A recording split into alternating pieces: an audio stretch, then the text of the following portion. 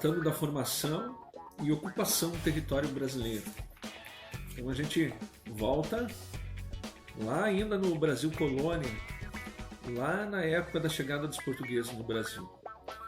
Em 1492, Cristóvão Colombo, a serviço de Espanha, chega no território onde viria a ser a América. Bom, a partir daí começa a Espanha uma corrida com Portugal pelas grandes navegações, pelas conquistas de novos territórios, e acirra um pouco, digamos assim, os nervos entre essas duas nações. E o Papa, numa tentativa em 1493 de acalmar um pouco a situação, cria a bula Intercoitera e define que 100 léguas além da Ilha dos Açores, a leste ficaria com Portugal, as conquistas, e a oeste ficaria com Espanha. Bom, o rei português contesta essa definição e em 1494 se reúne então na cidade de Tordesilhas, na Espanha, para definir um novo tratado, o conhecido Tratado de Tordesilhas. No encontro, então, se define que 370 léguas a oeste do Cabo Verde, da ilha de Cabo Verde, se passaria uma linha imaginária, um novo meridiano, que seria o Tratado de Tordesilhas. A leste as conquistas ficariam com Portugal e a oeste com Espanha. Alguns historiadores defendem que esse questionamento do rei português tentando esse novo tratado é justamente uma das provas em que Portugal tinha conhecimento das terras onde viria a ser o Brasil e por isso eles tinham interesse de puxar um pouco essa linha, né, de aumentar para 370 léguas um novo meridiano.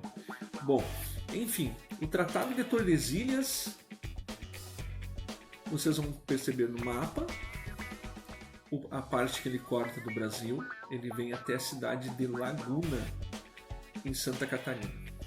Esse é o Tratado de Tordesilhas. Vocês vejam que é um pedaço do Nordeste, do Sudeste, enfim, mas é um território em proporções menor que cabe a Portugal do que a Espanha. Bom, com relação ao Tratado de Madrid, existem algumas atividades no Brasil que fazem com que os portugueses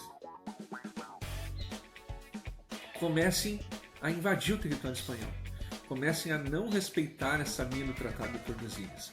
Entre elas as bandeiras, as entradas, bandeiras organizadas para aprisionamento de indígenas, né? Principalmente ali em São Paulo, região de São Vicente, onde não chegavam os carregamentos de escravos.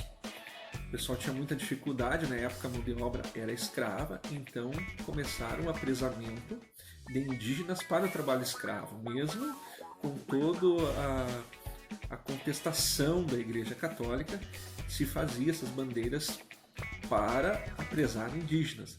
E também se faziam bandeiras na busca de ouro, na busca de minérios. E tudo isso começou a criar uma invasão, digamos assim, no território espanhol. Principalmente a partir de 1580, período entre 1580 e 1640, na chamada União Ibérica. O que aconteceu? O rei português não deixa sucessor. E, neste momento, o rei Filipe II de Espanha reivindica o trono português por ser parente, né, pelo laço de parentesco, e acaba então assumindo o reino tanto de Portugal quanto de Espanha.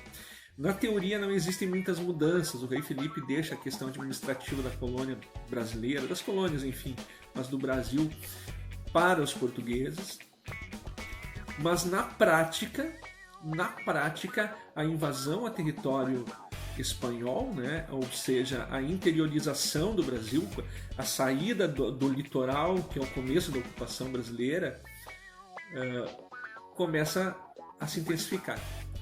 Nesse sentido, então, em 1750, se cria um novo tratado, anulando o tratado anterior de Tordesilhas e criando o Tratado de Madrid. Se usou o princípio do uti possidetis, ou seja, aquele que está ocupando o território é o dono de verdade do território. Essa foi a ideia. Então, assim, Portugal acaba assumindo uma grande parte do território brasileiro, desde o norte, onde se exploravam as drogas do sertão, até o Rio Grande do Sul, onde tinham umas missões jesuíticas espanholas, passam para o lado português, enquanto, claro, Portugal cede algumas terras para a Espanha, como, por exemplo, colônia de Sacramento. E aí o Tratado de Madrid vai ter essa forma, conforme a gente pode ver no mapa. No período pós-colonial, vamos dar uma ênfase ao Tratado de Petrópolis, de 1903, no território onde hoje é o Acre. Seringueiros brasileiros acabam se estabelecendo nesse território que pertencia à Bolívia e com o tempo acabaram rejeitando, ou seja, não reconhecendo a autoridade boliviana e forçam então para que o Brasil assuma esse território.